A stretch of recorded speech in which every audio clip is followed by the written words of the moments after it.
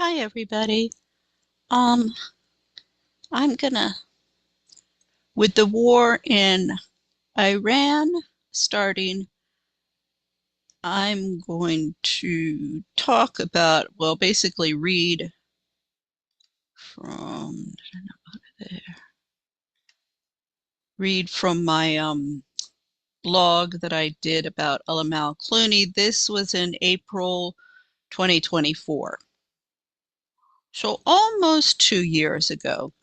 Now, I contacted Amal Clooney about um, submitting cases to the international courts on crimes against humanity, against family courts in the in the West, in the United States and Europe. But my case is in Spain. We are doing this globally. The concentration, though, really is the US and Europe, um, at least from my perspective. So we have been trying to do that for a very long time. I started, well, let's see, that would be about 18 years ago, building my own case against the Spanish government and naming the Americans and the French as accessories because I have an American and French nationality. My case is in Spain, and it, my focus has been the international human rights conventions. Now, this gets into the Spanish Constitution, which is from 1976, 78, and international human rights conventions is integrated into their constitution. So a lot of the arguments that are using the Americans, that, you know, any of the international courts don't have jurisdictions over them. In my case, all of that is mute with the Spanish, how I've been arguing it.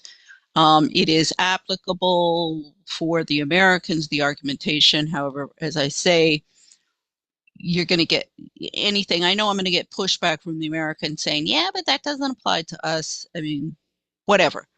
That has been my focus in my argumentation from the beginning. And in fact, there are two jurisprudences of violence against women as human rights violations. The first is 2011 at the Inter-American Commission on Human Rights. That was Gonzalez versus Linehan. And that was the lead counsel was Carrie Bettinger Lopez. After that case, she went to go and work for Biden. He was Vice President Biden at that time. It's all of academia. It's all about their careers. And oh, look at this jurisprudence. I'm like, okay, let's. Oh, I loved it. And that one, the American government said that they didn't have control over the courts at local and state level. I said, oh, well, they just renounced their legitimacy under the U.S. Constitution. Let's go and tell everybody up on Capitol Hill to pack their bags and leave. And let's call for, get rid of the money in politics, get rid of all of the lobbyists, get rid of all of the nonprofits. Everybody packs these bags and leave. Let's call for general elections and clean this shit up. No, but there's too much squabbling going on between all of the activists. In the meantime, all of the experts, academia, nonprofits are all laughing their ways into the bank. And the donors, they just get money from the oligarchs who get richer and richer. It's all very easy to clean up, but nobody wants to. So then the second jurisprudence is González Carreño versus Spain. That's CEDAW, Convention of Elimination of Discrimination Against Women. That was 2014. The Spanish government claimed that it was a judicial error and that the plaintiff didn't exhaust domestic remedies. Now, I demonstrate judicial error, you're my ass. You guys are doing this on purpose, and it's not just the lawyers, it's the judges, and the judges and the lawyers don't know what the fuck they're doing. So they brought in a bunch of court psychologists who don't know what the fuck they're doing, and they're all crazy, and gaslighting and covering up everything. That's why we have 70 to 90% of children who are sexually and physically abused are being handed over to the abuser. And then we get, in the United In the United States, it's called CPS, Child Protection Services, foster care, adoption services. They're all making a ton of money. We saw with Erica Kirk, the Romanian Angels, that gets into the military. Now, Gary Milton, loose lips, sink ships. He mentioned Toys for Tots. That had run under my radar. I didn't realize that was like some Marine thing. Now, of course, this sounds, I mean, that's fine if it's not being used for nefarious purposes. And what I want to know is, what are all of the wives, the expat wives of all of the Marines? Where are they? Because my whole Global Expats project is the trad wife, the trailing spouse, and mobilizing her. So, the having it all feminist like Amal Clooney and the anti-feminist, which is headed by Phyllis Schlafly in the 40s, do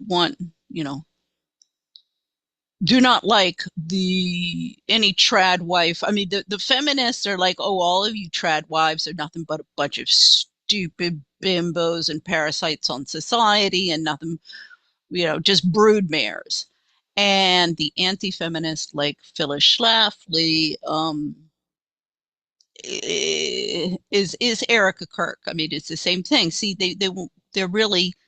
they're wolves in sheep clothing because they're all having it all career women, yet at the same time they're like trad wives. That's why it's like Erica Kirk coming out and being like, I'm going to be CEO. Oh, but I'm a trad wife. Oh yeah, but I'm just going to promote the and that's the same thing. These Christian groups, these evangelical, mega church Christian groups with all their private jets. I mean, my favorite was Tammy Baker, and with her, on TV with just the mascara streaming down her face.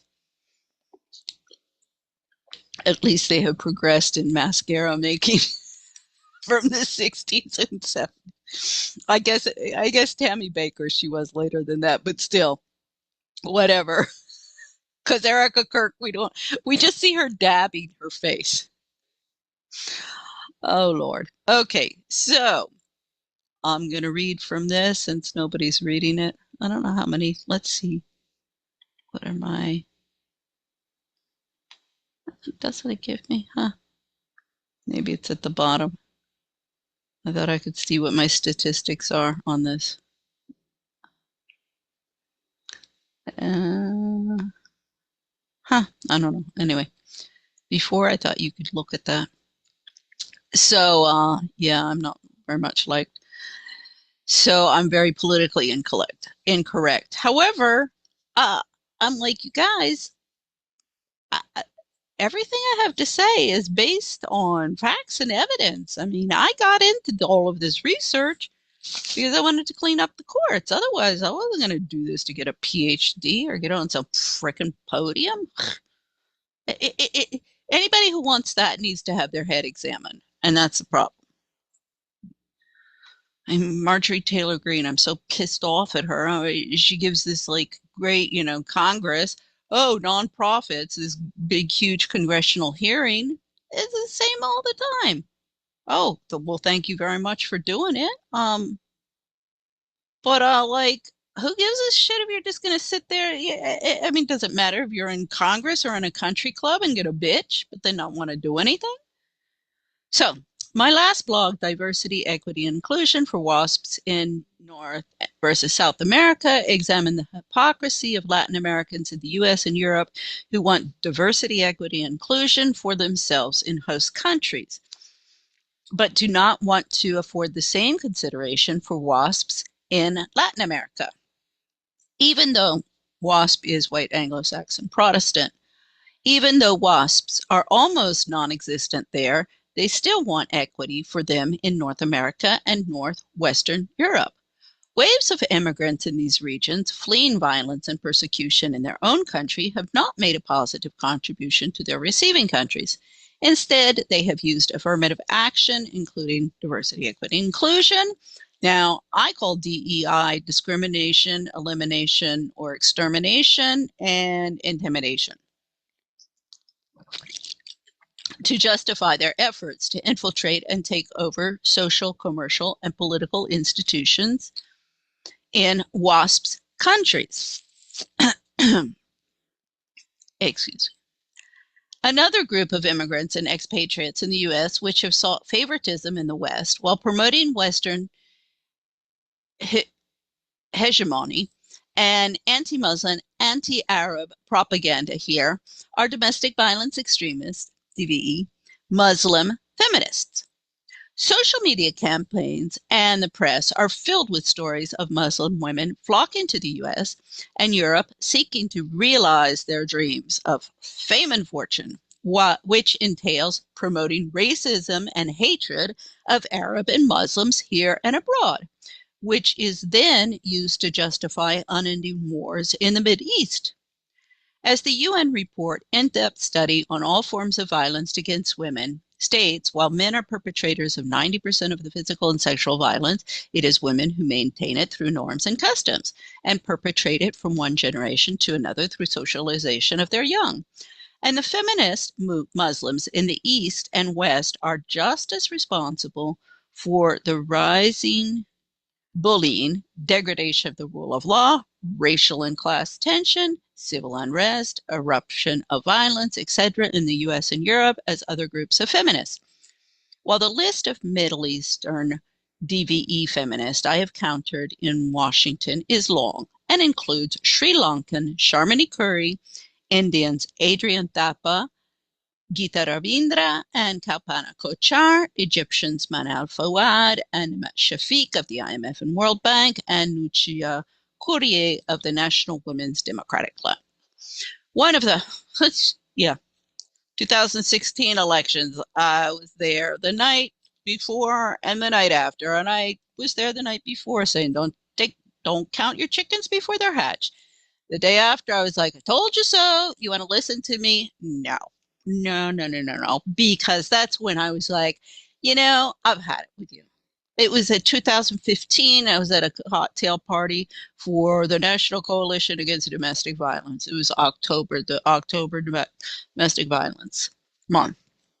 And there was another woman there. This is at a law firm that always houses these conferences for these ladies near the Willard Hotel. And she was just like, I'm so sick and tired of these goddamn documentaries they do of some white trash woman from the wrong side of the tracks from West Virginia who, is the poster girl for domestic violence. I mean, either it's that or the Muslim. And she was like, I've had it. If I want something to eat or drink, I can go and buy it myself. I'm not coming to these. And I was the same thing. In 2016, I'm at the National Coalition Against Domestic Violence. The year before, I had done my presentation at the Battered Mother's Custody Conference and my research. I mean, it's always ongoing. Nobody likes what I have to say. Well, I'm sorry. I'm not doing this to be liked or to be popular. This is what the evidence is showing. And I'm sorry. If one thing I had since I was a young child, I mean, my mother would say you would argue with God. And I'd say if he was wrong, I would. And the problem was she knew, she of anybody else in this world knew that, yeah, and I'll win my arguments. She was afraid of it. That's why she wanted me to keep me out of politics. She disowned me when I was 17 years old because I went to work for a Democrat. Oh, Arizona Republicans, I'm all over the map on that one. This goes with the McCains. I've just been looking at that family tree. So Erica Kirk, this is, everybody I grew up with should be ashamed of themselves from Tucson. I mean, I'll never forgive how my father died, but I'm kind of, thank God he's not here to see what's going on. One of the most influential in shaping public opinion and international dialogue has been Amal Al Alamuddin Clooney. One of the many cases in the news of Amal's success is Iraqi Nadia Murad Basi Taha, who currently lives in Germany. However, strangely, her anti-Muslim nonprofit, Nadia's Initiative, is based in Washington, which, according to its tax returns, has received 22.6 million in revenue since its creation in 2018. Now, this is 2 years ago. Millennial Brandon Lee Jacobson has been its executive director since June 2023 and launched his stellar career in Washington party politics in 2016 as an intern in Michelle Obama's Let's Move propaganda campaign. On the board of Nadia's Initiative is former French ambassador in Washington, Philippe Etienne, whose wife Patricia was the honorary president of the French Expat Wives Club's Washington Accueil, a FIAF chapter. Members of FIAF are in as much hot water legally as members of the Federation of American Women's Clubs, FACO, IMF Family Association, EMFA, World Bank Family Network, WBFN, and UN Local Expat Spouse Association, UN LESA. One of the reasons why I came up with Global Expat was because of all of the crap that I was the president of Bogota, which is FIAF. This is just like Washington Accueil here. You have Bogota. You have these, they're called Accueil, which means welcome. Yeah, backstabbing bitches on these boards. So anyway, it was all of the crap. I mean, I had, during the 6 years we lived in Bogota, 5 out of those, I was on the board of Bogota Gay. I just came in as a vocal, and which is basically, like stamps and stuff, like fill out, do invitations, things like that. Just do what the president wants you to do. I'm fine, but I'd been asked, and I did it because I organized the children's manual arts activities, and I was like, yeah, I'd love to do that. I mean, I love doing any kind of manual arts, and of course with children, I mean, all the better. I keep on trying to get them to do that on Saturday at International Square. I'm like, yeah, I'll head it up, get some kids in here and we'll get some coloring books, and yeah, let's stop bringing me all of these stupid, either the bottomless brunch people who end up throwing up in the bathrooms, or these Pilates groups, or the networking. I mean, you talk about your waste of money. So anyway, yeah, so that's how I came up with the idea for Global Expats. This is long, long before I get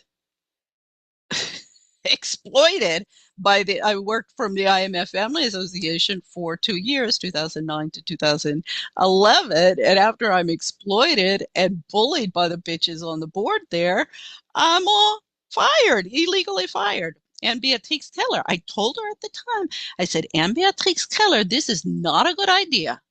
I'm coming after you. And that John Harper, she didn't even have the balls to fire me herself. She had to have her little sidekick, John Harper, to gang up on me. And I'm just sitting there going, you little scum of the earth. Oh, believe me, I will not forget that. Oh, that's Aurora Moa. She was my landlord at the time. Anyway, that's another.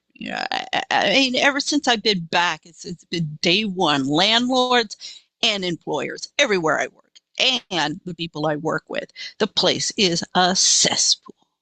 Needs to be drained. I mean, I've got standing cause against all sorts of people. They pull that crap to me too.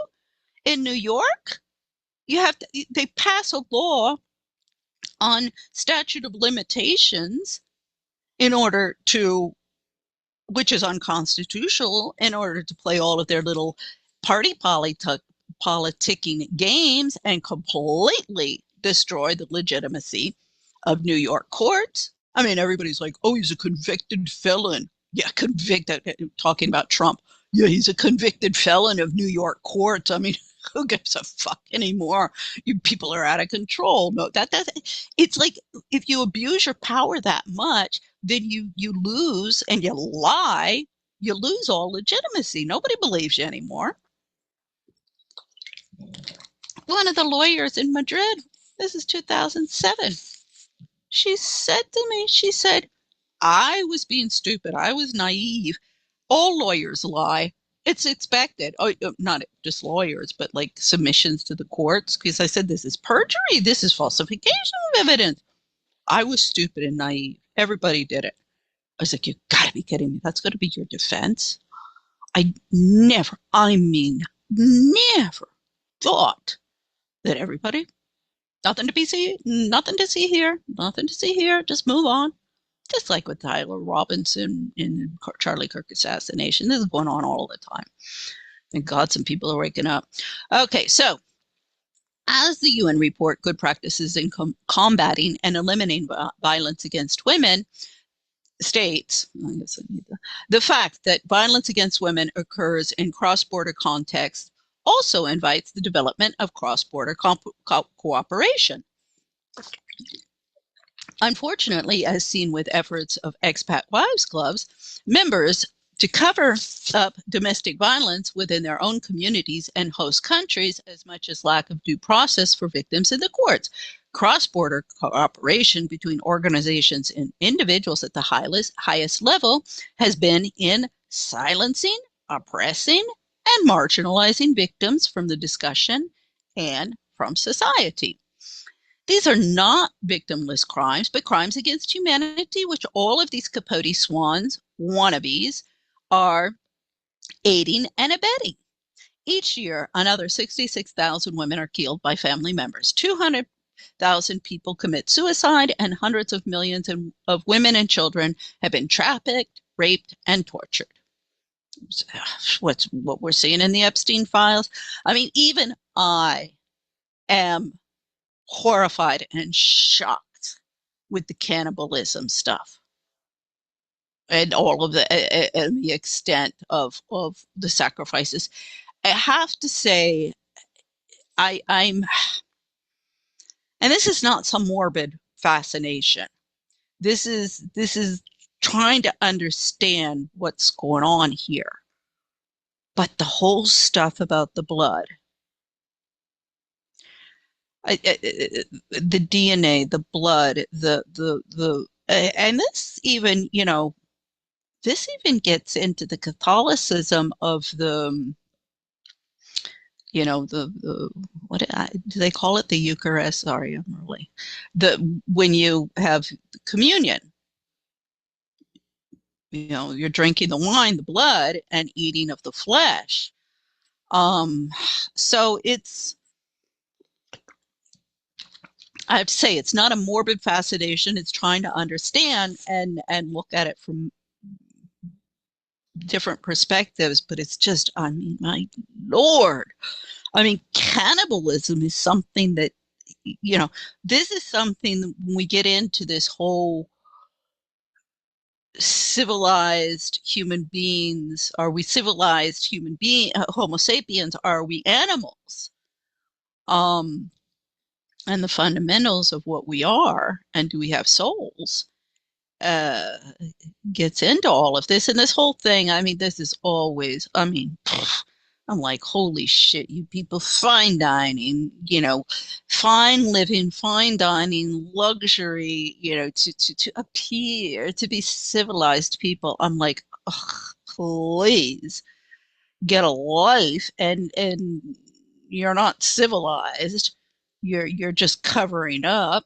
This is no different than the frickin', Catholic who goes around stabbing everybody religious person who goes stabbing everybody in the back all week long, and then comes to church on Sunday and throws lots of money in the collection basket to make himself look good.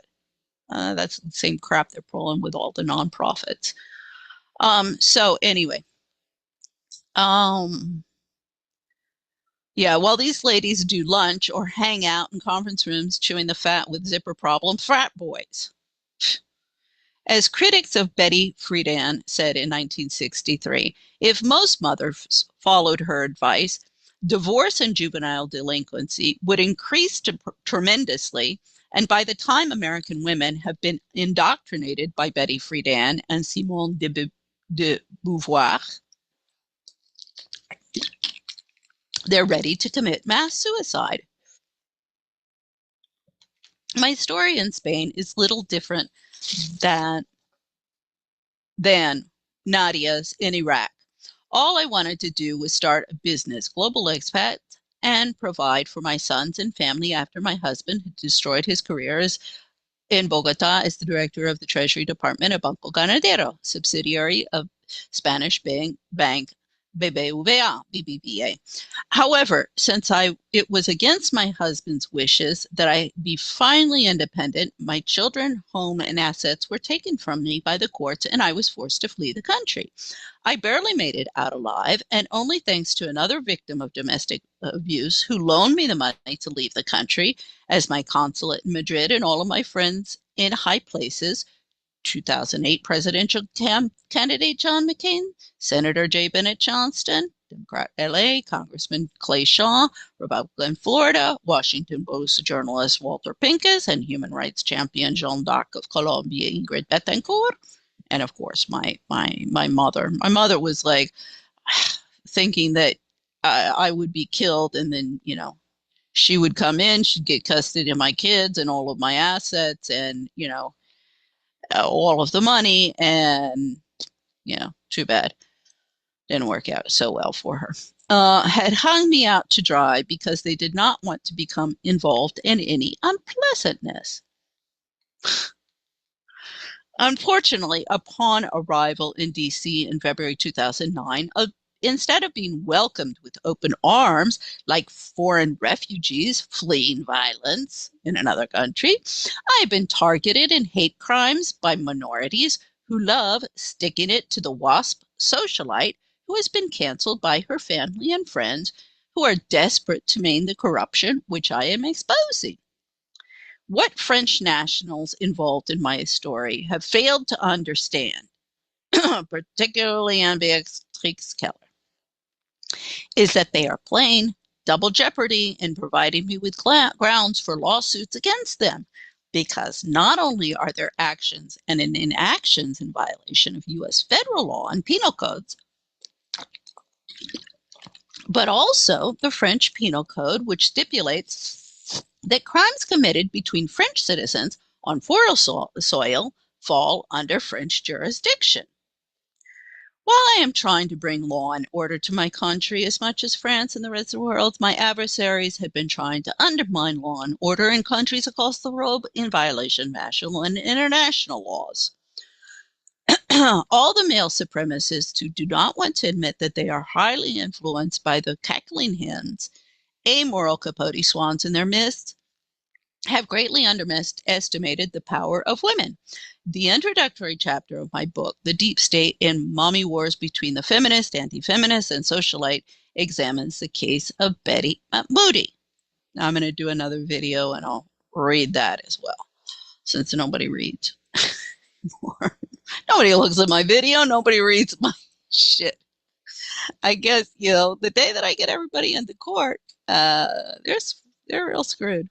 So her book, Not Without My Daughter, 1987, and her $50 million propaganda-producing nonprofit, One World for Children, were instrumental in promoting anti-Muslim and anti-Arab sentiments in the 1980s and meant a formula other propagandists have used in the interim decades. Now, like what Erica Kirk, her whole, you know,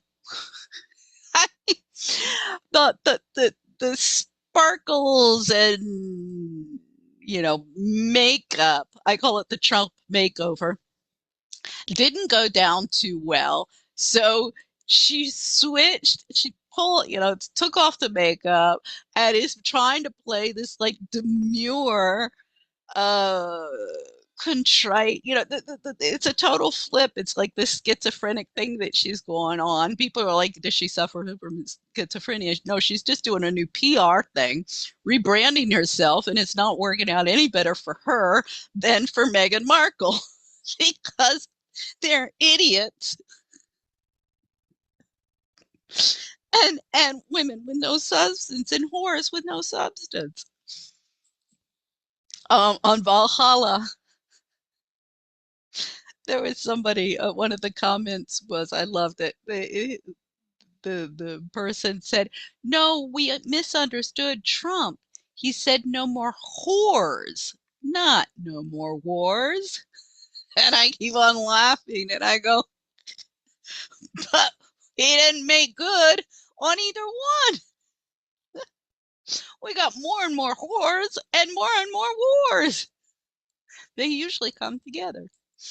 Um, so yeah, that's why we have the power and enable the respectable women of society. Okay, so if one examines the content of the hundreds of women and human rights nonprofits, from the biggies like Ethel and Carrie Kennedy clans, RFK Human Rights, to the small ones, and Carrie Kennedy clan, this is the new KKK. Washington's KKK. Thank you very much. Carrie, you want to take me to court on that one? I'd love to see you there, but could somebody please offer your services to defend me? This is one of the things that I keep on telling the victims.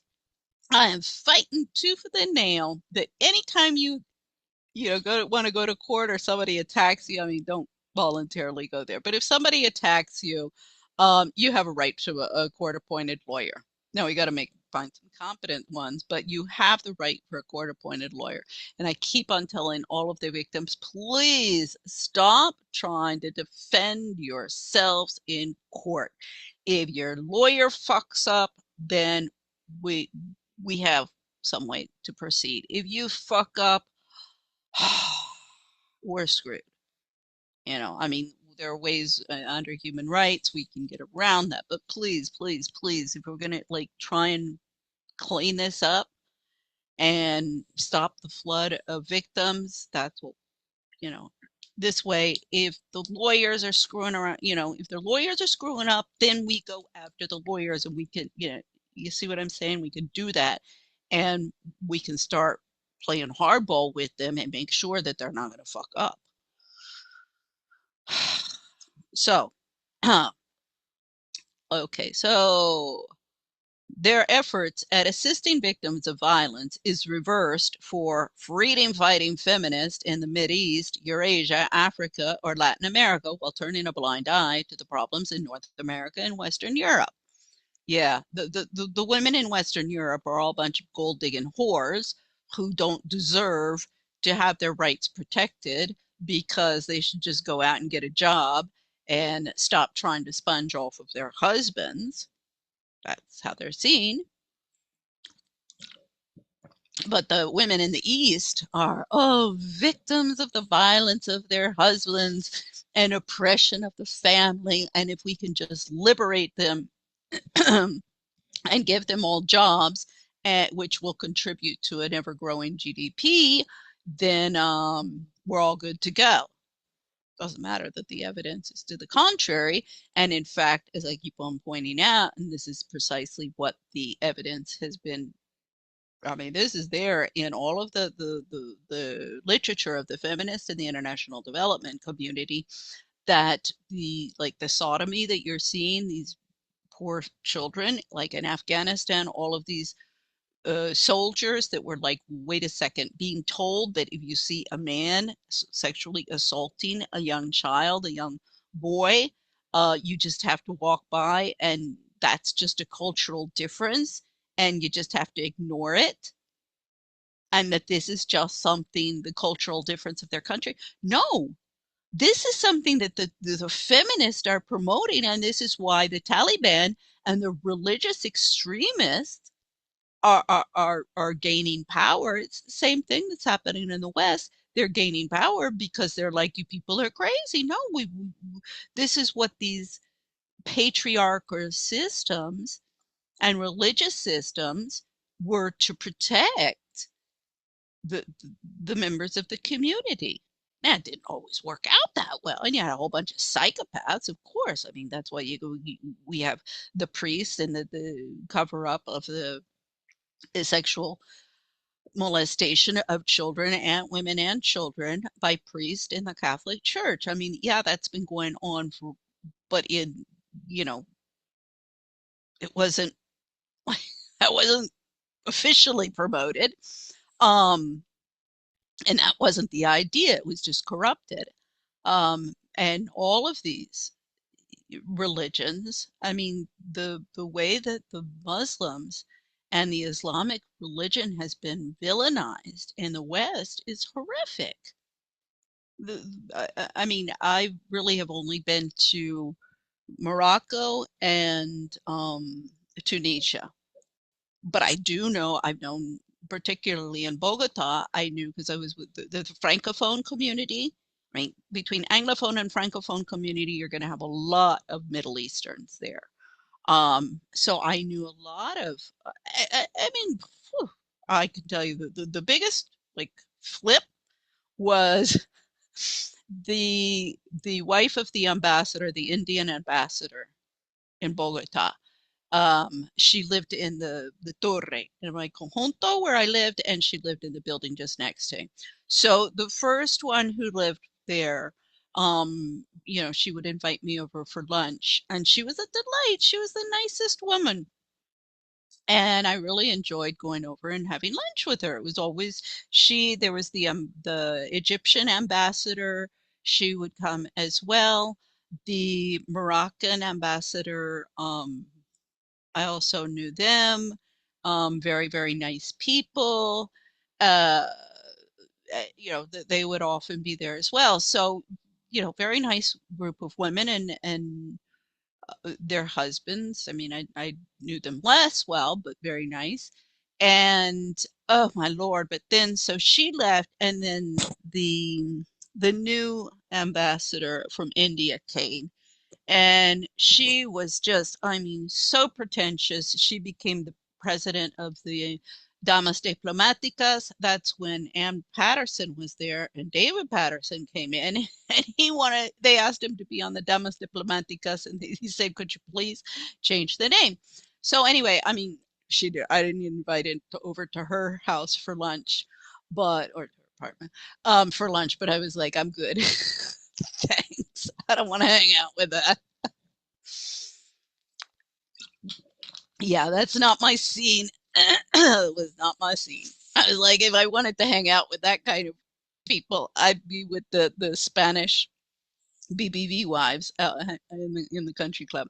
So anyway, see, as I say, I'm not your typical trad wife, but because I'm the trad wife. The only reason that I wasn't on the PTA of the French school in Bogota was because I was on the board of Bogota Guy, and I was the only American mom at the French school there, Lycée Français. And so I was like, yeah, I'm already too much in the French community. Like, if I got on the PTA, I'd really piss some of it. Like, they already. Okay, so like, I think it was like the second year, about a year or so after I started on the board of the Bogota CAI, the president, they left the country, so they were looking for a new president. Several people approached me, and I just laughed and I said, they're not going to want a Merlock. This was controlled by the French corporate and French diplomatic corps wives from the embassy. And I was like, they're not going to want an Merlock, and they're not going to want me as their president. That's not going to go over too well. So I was like, yeah, I don't think that would be a good idea. And really, I have no desire. I'm downtown with my jewelry classes in the morning. And then, you know, in the afternoon, I'm with my kids. I'm going to be a trad wife. I mean, I was happy because before that, in Paris and Brussels, I had no help and I had babies, and so I was totally, in Paris, I was lucky if I could get 2 or 3 hours a week to go to the gym in the mornings. They had a daycare. See, the system, Brussels and Paris, the Le Marie, these were really good public services that I think, should be implemented, and we can fix all of the child protection crap and all of that shit and organize this. There's enough money to go around, but it needs to be cleaned up. Um, so anyway, I mean, yeah, I was like, I'm not hanging out with a bunch of bitches and country clubs. If I want to do that, I would have stayed in the States. So anyway, I had been told that I'm not successful in my activism work, and the head of a multi-million-dollar nonprofit with an entourage of ladies in waiting to stroke my ego and give me awards because I refuse to pass out Kool-Aid and sell my soul to the devil. Yeah. However, as I keep pointing out to all of these ladies, I mean, yeah, I'm living in a shithole. Won't die here and things will turn around. But I loved it one time. I remember this is somebody in Bogota said that that the family had cash flow problems. And I just laughed and I was like, oh, that's something that only the rich say. You're not poor. You're never poor. You just have cash flow problems. And that should be the case for anybody with a brain and enough initiative. Necessity is the mother of invention. If you see a need for something, you got some initiative, you got a brain, you should have access to, not flowing of money, but yeah, I got this idea. Here's the business plan. I've thought it out. Here's how it's going to work. Well, you should have access to money and develop it. So as I keep on saying, yeah, it's my condition is just temporary and a cash flow problem. Oh, I mean, the capital venturists. I've been through that whole kit and caboodle from Silicon Valley all the way to Europe, and that needs to be cleaned up as well. However, as I keep on pointing out to these ladies, by becoming puppets of high wealth donors, warmongering governments, and oppressive regimes, they open themselves up to an unending number of legal problems under national and international laws. Yeah, I mean, live in a shit house, but I'm not facing any criminal charges. When the Nuremberg II trials begin, the feminists of all colors and religions are going to be just as present among dependents as the white-collar male supremacists who they have zealously tried to depose and replace. Both sides have been so busy vying for power and destroying their enemies that they have failed to realize that they are setting themselves up for a fall when it comes time to pay the piper. This is an age-old story. Oh, what a tangle web we weave when we first practice to deceive. At present, the hot spot in the Middle East is the long-standing conflict between Israel and Palestine. Well, that's kind of, as I say, this was 2 years ago. While death and destruction flourish in the region, journalists, press outlets, podcasters, academians, human rights champions, politicians, UN experts, charities, the military-industrial complex, woke SDG social media influencers, socialites, Hollywood celebrities, and fundraising gala industries cash in on the human suffering of the Palestinian people. Years ago, a Palestinian man contacted me on the internet about the artisan products that their women were producing and possibilities of marketing them in global markets. I told him I was very interested in what my Global Expats project is all about. If everyone in DC who are working to maintain political strife, civil unrest, and wars were working to end them, then the SDGs they are promoting could be achieved. I continually fail to understand how denigrating and exploiting homemakers in society while encouraging women to become single mothers, warmongering politicians, and militant soldiers in armed conflict is liberating women. Amal Clooney, who snagged herself a prize meal ticket, confirmed bachelor, and Hollywood Prince George Clooney, whose first wife was Talia Balsam, Talia was in the class of my sister at Tree Haven in Tucson. We just went there for 1 year. Is just one amongst the many Muslim Arab feminists who has been promoting Western hegemony and anti-Muslim sentiment and biases during her career. During the laissez-faire reign of having it all feminist, Queen Elizabeth II and Margaret Thatcher and Nancy Pence Reagan's golden age and trickle down of overconsumption, overindebtedness, narcissism, and backstabbing witchery, Amal has been risking it all in order to have it all by promoting anti-Arab, anti-Muslim propaganda in the West. These biases have in turn been used to justify unending military action in the Mideast by Western imperialists. One of the first cases of censorship by the woke illiberals that I observed was in the 2010 ousting of Panamanian American Juan Williams from woke illiberal NPR because he dared to simply raise questions about his biases against Muslims in the aftermath of 9/11. Why there was not an uproar about his right to freedom of speech at the time is beyond me. While Juan Williams was being fired from NPR, I was meeting with its ombudsman, Alicia Shepard, the cousin of a lifelong good friend of my mother, Joan Sullivan, in regarding to my case in Spain and plight of my sons, who at the time were still minors.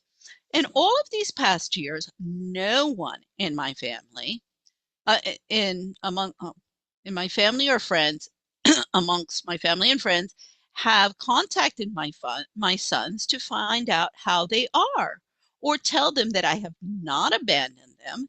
Instead, I'm struggling to survive in my own country while I fight David and Goliath battles amongst warmongers and their fathers fill their heads with all sorts of lies. I mean, I know what my husband is telling my ex is telling my sons, it's the same thing that's in the, you know, that the courts, Spanish courts have said that he said that I was a drug addict, a lifelong drug addict, and went to a reform school from the time that I was 14 years old. I'm like, I went to Cobham Hall and then Foxcroft. I'm like, I was like, are you freaking kidding me? This is ludicrous. But of course, my sons, I didn't want to bring this into this. Goddamn bitch lawyer in Madrid. She said you have to buy your children. I was like, my children are not for sale. I mean, every single family law lawyer, I want to take them out. And I don't believe in capital punishment. So I can't condone that, but you get the picture. Okay, the quantity of people who have taken and are taking great pleasure in my downfall and plight is disgusting. The cruelty that everyone in my networks, have shown in the past decade has exposed them for who and what they are behind their veneer of respectability. Jet setting and five-star living makes them respectable. I mean, you can have six star. I think I saw something with it like, I don't know, 10-star or something. Like, I was like, what, you guys just gonna up the number of stars in order to like make yourself feel important? Doesn't work that way. It can give you all the stars you want. Let's see. Okay, so they all should be ashamed of themselves, and I wish journalists would start asking them some hard questions about why they are normalizing and covering up all of the corruption I have been exposing. I mean, what everybody doesn't understand, I know this is, it's the whole chicken and the egg thing. Like, if I could find lawyers to take things to the courts, then the journalists would be covering all of the stories. And if I could find journalists to cover the stories, then I get the lawyers on board. So again, the chicken and the egg. But this is the same thing with the feminist and exposing the feminist. Um, yeah, again, chicken and egg. So, in my conversation with Juan Williams in 2017 at Calari Taberna, where I was working, that's K Street, um, just near Farragut North, we used to get a lot of the White House people. My favorite story is when Ivanka and her husband Jared came in for the first time. Nobody wanted to serve them. And I'm like looking down, I'm doing something, and Jared comes up first. I don't recognize him. I mean, now I know his face, but I didn't at the time. Um, eh, so I look up and he's like a table for two, and we had had a reservation for them, and I didn't know it was a real reservation or not. We would get fake reservations, people screwing with us all the time. But so anyway, I'm like, oh yeah, here, and I pull him around behind this post. I mean, it's not a great table, but we were keeping this table at the end for them. And he's like, can we have a better table? And I turn around because they're behind me. And I turn around and I see Ivanka in front of me. And I recognize Ivanka. And I'm just like, uh, did you all have a reservation? And I think Ivanka, I would love to know what Ivanka was thinking if she remembered when she saw my face. I did you have a reservation? Jerry, oh, yes, of course. Please come over this way. We have a table waiting for you. Oh, God. Oh, yeah. Sometimes it's just, yeah, you get into these embarrassing situations and you just like, oh, well, I'll laugh about it one day. Anyway, so regarding his most recent book, We the People, the Modern Day Figures Who Have Reshaped and Affirmed the Founding Fathers' Visions of America. He was only interested in learning whether the ring on my left-hand finger was a wedding band. I had to sell everything to keep a roof over my head. I was like, oh God, now I know. Thank God I made jewelry and I have lots, I had a whole stock of gold. And I was like, now I know why the Muslim women get so much gold when they get married because when they get thrown out on the street. My friend from Cobham in India, she said, this is with the Gupta family. Um, extremely wealthy. They're military airplanes. Anyway, she said, "Yeah, my husband, he can say I divorce you, I divorce you, I divorce you 3 times and throw me on the street." I was like, "Oh my God."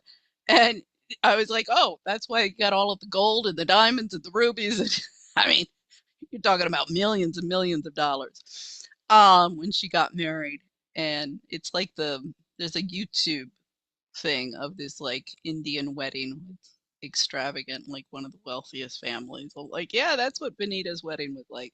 And I'm like, oh, now I know why they get the gold. So anyway, yeah, I don't have any gold really left. He was not in the least bit interested in my efforts to revive interest in long forgotten founding father John Dickinson, penman of the Revolution, and my research into the ideological principles which gave rise to the U.S. Constitution and Bill of Rights. And that's another thing that I want to do. Businesses that I want to start when we get back to sanity is some artisan, like the jewelry instead of just the industrial stuff. Oh, it's a whole world. It's very interesting. Gemology and all sorts of stuff. Anyway, Another woke feminist promoting the whoring and pimping culture which grips the nation's capital is Wharton graduate, self-proclaimed marketing guru, and domestic violence advocate Leslie Morgan Steiner. She does TED Talks. I mean, the TED Talks is just another propaganda platform. Her book, Crazy Love 2010, chronicles her first marriage to an extremely violent man, and she is well aware of the problems victims encounter in the courts. Yet all she does is give speeches, write another book about herself, and try to get laid. Her newest book, The Naked Truth, a memoir, chronicles her erotic, adventurous one-night stands after her divorce from her second husband, Perry Winter Steiner, with whom she has 3 children, born 1998, 1999, and 2003. As it says in The Mommy Wars by Susan Barash, Susan Shapiro Barash, the only thing the feminist movement has changed is to increase the aggression and competition of women from meal ticket husbands, mansions, material wealth, and the success of their children to now include their 6-figure salary jobs. Yeah, so it's like, see, also the feminist literature explains how the war between men on the violence between men is for dominance, and to assure, from an animalistic perspective, to assure their that their bloodline will continue. Same thing with women, and so they want, but women see men, they can go out and have lots and lots of kids out there with lots and lots of different women. Women are going to really only have their own children. I mean, they may adopt a child or something along the way, but it's really their children. So the predatory stuff is whose child is going to survive. Now, that's not, a lot of times in antiquity, that was, you wanted a husband who was a good provider, would go out and fight the lions and tigers and protect you, and kill meat and feed you and protect you from the elements and all of those things. And so, of course, the idea of what a good protector is these days has changed. But the same, this is what the feminists have pointed out themselves, that these same dynamics of what happened thousands of years amongst primitive members of society are the same things that are going on now. So it is a fight to the death between women, and this is, with my own older sister, this was evident. It's, my children are going to survive. It's also that whole protection racket. And there was a victim of George Bush. I mean, this is horrible. These Hunger Games, the I think they're called the Hunger Games. They're the on in Hollywood, and they're chasing people, like the kids, on these islands, and they're hunts. And I think this is how Dick Cheney got shot in the ass. What they were hunting, gotta find out. But yeah, so this victim, she was saying that she felt bad for George Bush Jr. because he had been one of the children who had been chased by his father. I mean, maybe not directly his father, but that whole group. I mean, these people are sick, really sick. And the Bushes, Lauren Bush Lauren, she's married to or Ralph Lauren's daughter is married to oh, no, excuse me, that is Lauren Bush. So she's married to Ralph Lauren's son, David. When my sister told me, yeah, Lauren Bush Lauren, that she'd married, I was like, oh God, what a name. Yeah, my sister worked for Ralph Lauren since the 80s. Celebrity chef to the stars. So anyway, if all the frat hat boys with zipper problems and sexually promiscuous sorority sisters in DC and New York, LA, etc., were less concerned with chasing tail and more concerned with their professional civic duties, then the country and world would not be in such dire straits. Taxpayers are dishing out trillions of dollars each year so a bunch of psychopaths in DC can party hardy while their kids run wild and become more entitled and narcissistic than their parents. Round and round she goes, where she stops, nobody knows. Amal's father, Ramzi Alamuddin, is a Druze Lebanese Muslim who obtained an MBA from the American University of Beirut in 1978. He was subsequently a businessman in the tourism, travel, and aviation industries, after which he became a professor at the AUB. Excuse me. His second wife, Baria Miknas, a Sunni social climbing beauty queen from Tripoli. Beauty pageants have been used for the honeypots all over the frickin' place. Yeah, well, we saw that with Erica Kirk, but you're seeing that all over. Okay, reminiscent of Yolanda Policio, mother of Colombians Jean d'Arc, Ingrid Betancourt, graduate. So, graduate of AUB in 1972. So this Badia Meekness is a graduate. So in 1972, she's definitely much younger. I forget what the age difference is, but this second wife is much younger than the first. I mean, we see this profile time and time and time again. I think Clooney is 13 years older than Amal.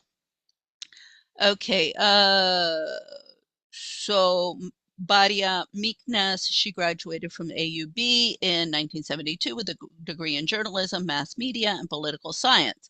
According to her profile on Creative Women platform, she is an acclaimed journalist and broadcaster in the Mideast and UK. With a career spanning several decades, she has navigated through multifaceted terrains, from exploring geopolitical landscapes to delving into Middle Eastern and international affairs.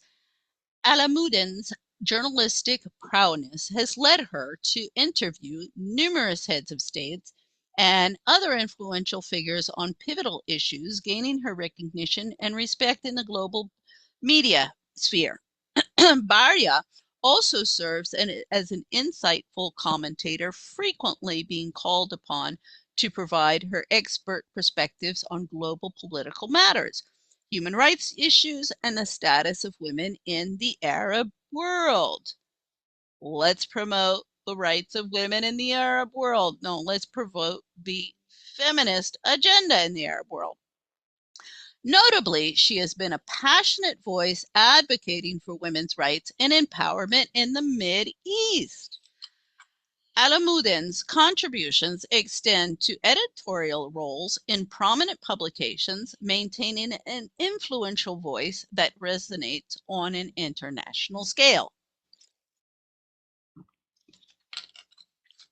Furthermore, Amal's, excuse me, Amal's uncle, her mother's brother. I guess I'm going to have to do an ancestry.com thing on these people. Furthermore, Amal's uncle, her mother's brother, Akram Meeknas, is a rags to riches advertising mogul whose conglomerate is based in Bahrain. Another uncle, Ziad Taqaddin, was caught up in a money laundering scandal.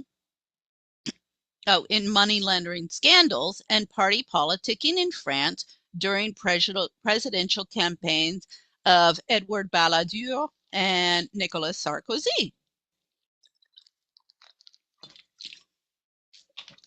There is little information available on the internet about against Sarkozy. Dominique Strauss-Kahn, his arrest in 2011 in New York, and his arrest for sexually assaulting a Sofitel maid was a manipulation of the Sofitel executives there to take him out of the running against Nicolas Sarkozy. Um, there is little information available on the internet about Amal's two half-sisters, Zayed and Samir Alamuddin, and their activity or family. However, an article in Grazia magazine by feminist Mehtab Malik, who is an Amal Clooney's sister, which is entitled, Who is Amal Clooney's Sister, Tala Alamuddin, provides insight into Amal's sister, who is the typical narcissist expat trailing spouse who spends her life shopping and hanging out in country clubs with her while her kids run wild. Keeping up with her fashionable sister, Tala has been spotted in great style from high-heeled snakeskin boots to fringe bangs. The designer and entrepreneur Tala Alamuddin started her fashion label Totally Tala in 2017. Prior to launching her fashion label, Tala reportedly worked as an events manager in New York. After marrying businessman Naji Haniyeh, Tala moved to Singapore, making a permanent residence. After divorcing her husband in 2016, the mother of four married French-Swiss businessman Nico Le Talec.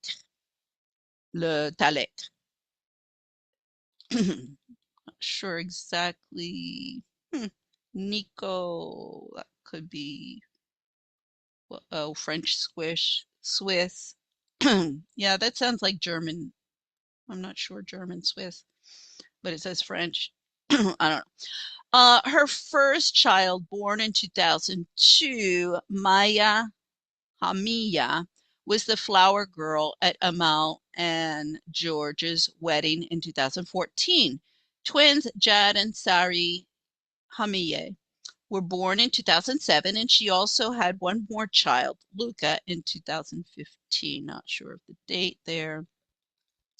Daring colors, statement earrings, leopard prints, and more. The fashion line Totally Tala, based in Singapore, is created for those who aren't afraid to take risks in the name of fashion. I mean, I am so tired. All of these fashion houses, either they're looking like sluts or it's like I think they need to be locked up in a psychiatric ward. So the brand's focus is reflected. I mean, I went through my punk phase when I was in London when I was 14, 15, whatever. But I have to say, Chanel, um,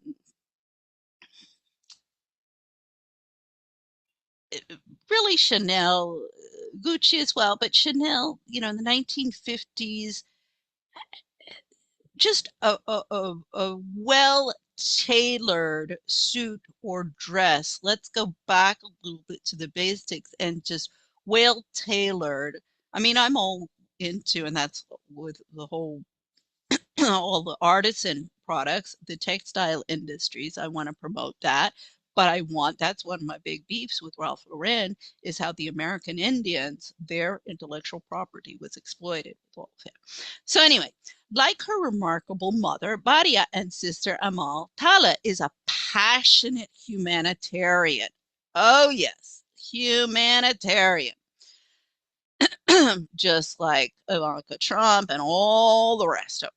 As part of the Karama Annual International Women's Day held at the UN headquarters in New York City on 8th March, Tala attended the 67th session of the Commission on the Status of Women, where she gave an empowering speech. Oh, which year was that? Had I already been ousted from the second time? Let's see. In the world, in the world today, whether it's dictators, extremists, or leaders who crave control, they always start by crushing and disempowering the women. Because once women are crushed, society is crushed, stated Tala. Excuse me, to the attendees, including UN world leaders such as Dr. Sima Baous. I'm not sure if that's how it's said. The executive director of UN Women and permanent representative of Ireland to the United Nations, international women's rights activist, and high profile individual from across the Middle East and Africa, led by Hibak Osman. The session intends to celebrate, empower, and encourage women to increase their awareness and activism. It's all bullshit. It's all bullshit. Believe me, I've been swimming with these sharks for 20 years now. Yeah, more than that, but officially. Professionally, if you will. This is all bullshit. Tala takes her passion and conviction a step further by using her platforms and voice to further her goal of aiding women in living the lives they wish, free from the constraints of restricting cultural stereotypes and self beliefs. My dream is that all women are able to live the life they desire without the boundaries of cultural stereotypes and self limiting beliefs, and with access to the resources, opportunities, and means to embrace confidence and be the very best they can be. Talia shared. I mean, like, see where Erica Kirk is coming from. This is like, I think AI, you can probably, give me a speech here. Let me fill out the little fields that, and produce me a speech. It is all smokes and mirrors.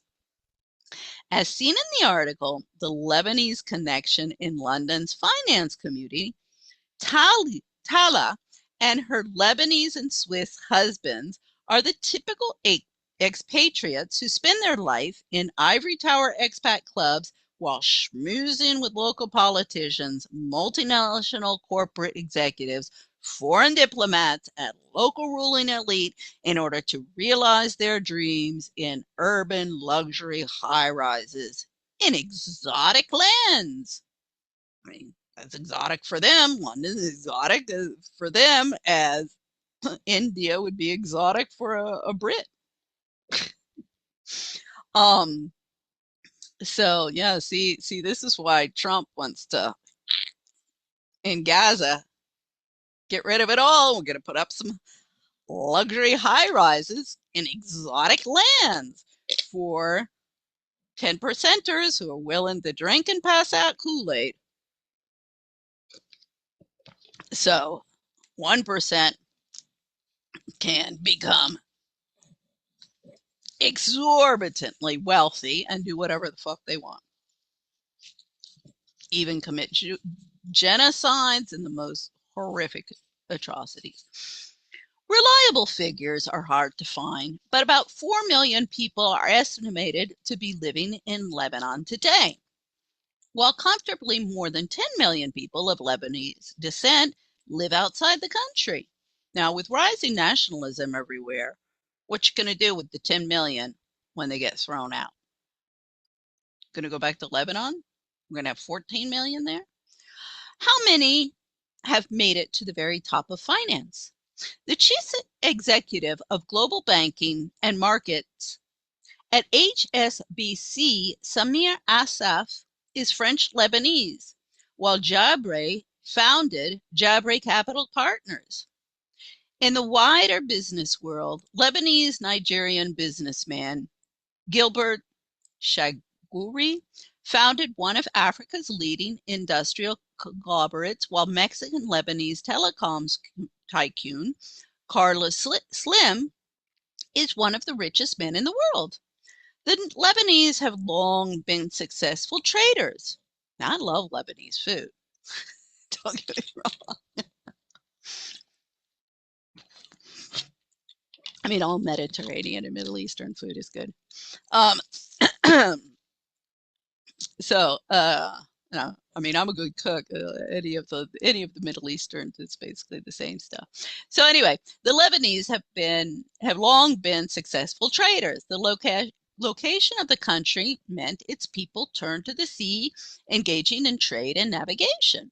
In the 1960s and 70s, before civil war broke out, Lebanon was the financial hub of the Mideast, playing the role that Dubai does today. See how history repeats itself. The Lebanese community splintered in the years following the long civil war, moving abroad and doing anything from working in restaurants to banking. Right? Give these poor refugees an opportunity, and the Democrats want these people coming in because it's a sure vote for them. The Republicans want them coming in because they are cheap labor. Simple as that. Like many women, me too, Tala, enjoy fashion designs and artistic endeavors, which has traditionally been the domain of women in social orders. So, like, I mean, it's like liberating these women's, uh, they're still in the same arena as before. It's just they're making careers out of all of these things, which in turn get, are become part of the GDP and taxable. I mean, I've gone into this all the time. I keep on bringing up. Here, I've got it even here. Where is how homemakers help the economy? Some say American economy would grow by billions of dollars if moms would work outside the home. They're measuring wrong. So, where am I? Let's go back here. Um, However, in my case, my interests have not just been in my own artistic work, which I do to relax, not to make money, but all sorts of. Now I'm reduced to paper and, pencil or I don't have a tailleur for my jewelry. That's out of my budget. So anyway, and it is my awareness of the exploitation of artisans in current global distribution systems which propelled me to come up with the idea to build a global network of expat trailing spouses which could bring these products to market. Fashion markets are flooded with a bunch of cool designs by bored housewives and prima donnas that no one wants or needs, while indigenous, low-income women in fashion design industries are exploited and impressed in these industries. I guess I repeat there. Unfortunately, it is precisely because expatriates and immigrants move abroad for the financial advantages afforded rather than any noble causes, such as those espoused by Talia Tala, in her bigwig journalist mother or sister, Amal, and her Alia, that globalization has been a failure and national extremism is on the rise. As their mother said in her interview with Naim Atala, most people are married because they are scared of society, because it is convenient and they have a car and they carry a name and the children are there. There are hardly any marriages that are by virtue of love. Unfortunately, Badia's daughters have become just like their social climbing beauty queen mother, while producing another generation of entitled and narcissistic global citizens. Women in the East or the West will never be truly liberated as long as generation after generation of girls are brought up to be pampered, narcissistic princesses whose identity are attached to their material wealth, meal ticket husbands, and success of their children. I already talked about this, but as explained in Susan Shapiro Barash's book, Tripping the Prom Queen, the truth about women and rivalry, The feminists have only expanded the competition between women for clothes, husbands, children, and lifestyle to include work, politics, and sports, with increasing pressure to have it all and to succeed in every field. And I quote, sorry. Oops. Even if we don't act out our envy and jealousy, why not at least enjoy the pleasure of watching a rival falter and fail? I believe that when it comes to female rivalry, none of us can cast the first stone. As I confessed in the introduction to this book, I too have had to battle the temptation of seeing other women as my rivals. But the more I have learned about this topic, the more clearly I've seen that this temptation we must resist. First, if we compete with other women over men, looks, and children, we are dooming ourselves to a lifetime of perpetual insecurity. Today, we are the ones who trip. Tomorrow, who knows? We might find ourselves the one whom others seek to trip. Stealing another woman's man, or even taking vicarious pleasure when a woman loses her husband or boyfriend, consigns us to continual worrying that our continual worry that our own relationships may be in jeopardy. Reveling in another woman's loss of beauty reminds us that one day we too will face a younger, prettier rival. Seeing our lives as a grand contest among women means entering a competition that we can never finally win. Second, competing with women at the workplace creates practical problems as well as psychological difficulties.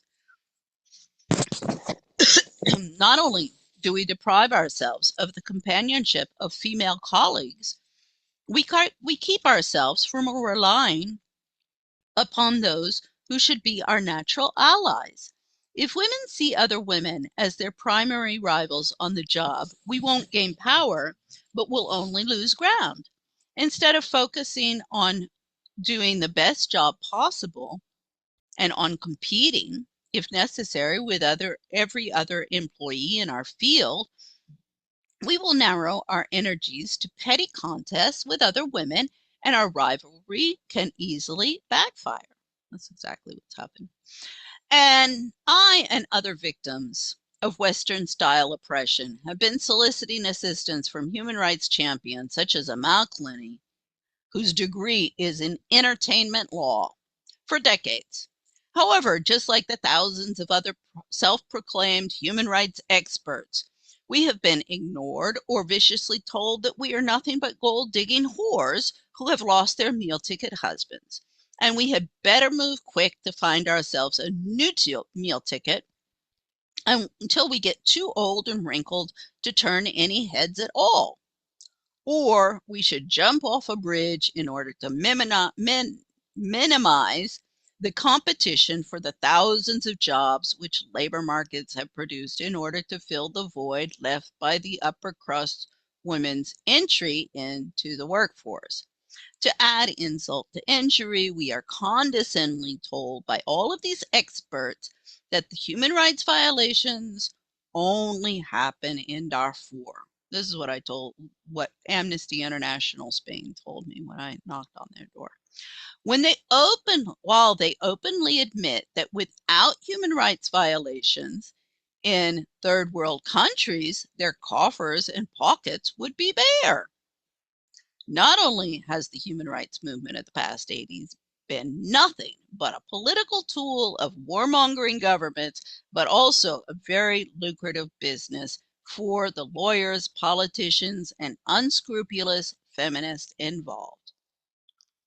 Amal Clooney is in total denial as to the future of her daughters in labor markets when she claims in the Allure article, Amal Clooney says the Me Too movement has made the future safe for her daughter.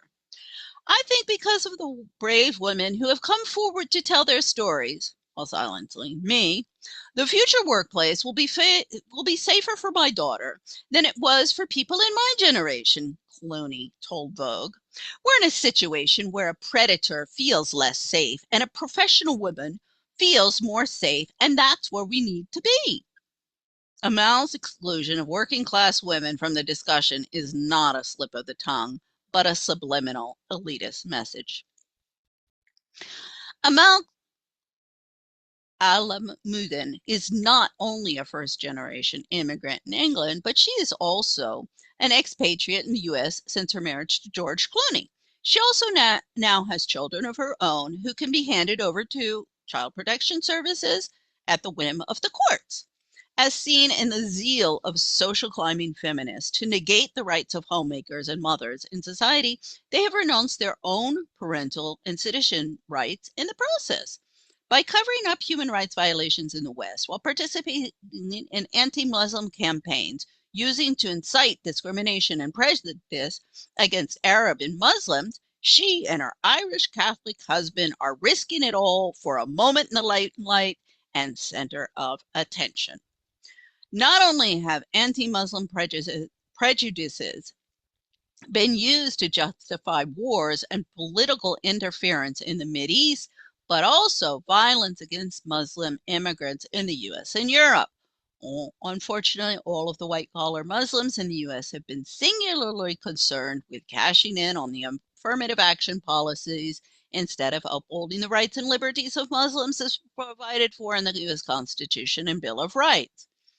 Therefore, the lower classes of Muslims competing for jobs with marginalized white Americans become the target of hate crimes by the pissed off whites who have been discriminated in their own country. I know how much the incessant bullying, harassment, and discrimination in DC labor and housing markets has pissed me off and given me much material for blogs and pending lawsuits. And I can well imagine how it is pissing off other white victims who only know how to use their fists and physical force to express their anger and frustrations. The westernized Muslims in the U.S. who are standing by silent while their women pick catfights with the WASP women are even more guilty and responsible for all the violence and wars created than the jihad terrorist bombers or school shopping mall shooters. These supposedly highly educated men have the ability to combat the lies and propaganda of the Muslim feminists with their voice in the community, press, and courts of law. However, they are refusing to do so while their cackling hen Muslim women continue to stir up trouble. Two Lebanese Americans who are part of the network of ruling elite experts in the entire mess are Ralph and his sister Laura Nader. In Laura's book, The Life of Law, Anthropological Projects, she explains how the mediation process greatly damaged social justice systems in a poor Mexican village. However, she and her brother have remained silent about how these problems in modern American communities are creating the same problems as in a poor, remote village in third world Mexico. No one in the U.S. has run for the office of president more than Ralph Nader. And while his consumer protections agencies are a good idea, they are filled with the same brain-dead imbeciles as elsewhere. After a decade of defending the human rights of refugees in Darfur and war-torn Africa, Middle East, and Asia, Amal and her celebrity husband have started another propaganda-producing human rights nonprofit, the Clooney Foundation for Justice, which provides free legal support to victims of human rights abuses in 40 countries. All over the world, journalists and protesters are arbitrarily detained. Women, LGBT+, people and minorities are persecuted. Meanwhile, the perpetrators walk free. CFG wages justice to change this reality. If the minorities with nonprofits and cushy jobs in the international community in DC were really dedicated to equity and inclusion, then their countries would have implemented the same liberal immigration, education, and labor policies for the whites, for the WASPs as the Americans and Europeans have for the past 2 centuries. However, as seen in the case after case throughout Washington, NYC, and Hollywood, the minorities want to replace, marginalize, and annihilate the WASPs instead of integrating themselves into the American society under the values and principles embodied in the U.S. Constitution and Bill of Rights. The destruction of Prince Andrew's career and good name in NYC courts by the Me Too feminists was as much an effort to disempower and undermine the authority of the WASH British Crown, high treason for British nationals involved, and expatriates in Britain, immigrants in Britain, as efforts to humiliate and stick it to a rich, powerful man, remove his rights to due process, and intimidate men with the fear of being targeted with false accusations for those who get in their line of fire. However, one of the most flagrant examples of minorities seeking dominance in American society and its government institutions is seen in the World Bank with the ousting of its chief economist, Joseph Stiglitz, 2000, and its president, Dr. Jim Yong Kim, 2019, and David Malpass, 2023. While it remains unclear as to why Obama appointee Kim prematurely resigned, Malpass was bullied into leaving by Al Gore and Democrat Party loyalists through name-calling, which labeled him a climate change denier. This is the same tactic that was used against RFK Jr. in accusations against him as an anti-vaxxer led by the Irish Catholic KKK, Kerry Kennedy clan, and RFK Human Rights Nonprofit, and its 50-year track record of protecting rights and standing against racism and all forms of discrimination against Catholic, African Americans, Latinos, feminists, and LGBT communities while seeking to disempower, and replace the WASPs. There is an ample evidence that historical shifts in the axis of the Earth and reoccurring ice ages are a contributing factor to climate change and not just the pollution which is being produced by mankind.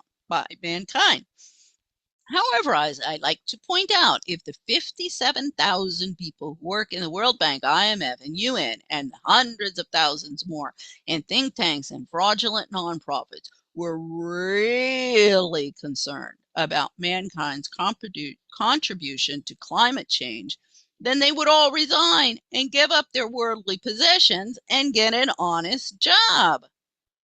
The staffers in these organizations are completely out of control, are even more entitled and greedy than their friends up and down Penn Avenue and Mass Avenue in Washington. Unfortunately, all the woke liberal Hollywood celebrities like Amal and George Clooney, amongst those at the lead, have been just as eager to climb into bed with these imperialist and elitist fascists as their allies within the UN, World Bank, and IMF, whose jobs entail the oversight of government and societies and economies across the globe. See how it's all related. All related. Oh my Lord, an hour and a half. And I didn't even get to, here's the deportation of Brown University professor, Lebanese Shia Muslim, has press in uproar while Amal graces red carpets and George gives interviews. So that, excuse me, I'll get to, as I say, this has already been an hour and a half. I guess someday some judge someplace will be listening to all of this. Anyway, bye-bye.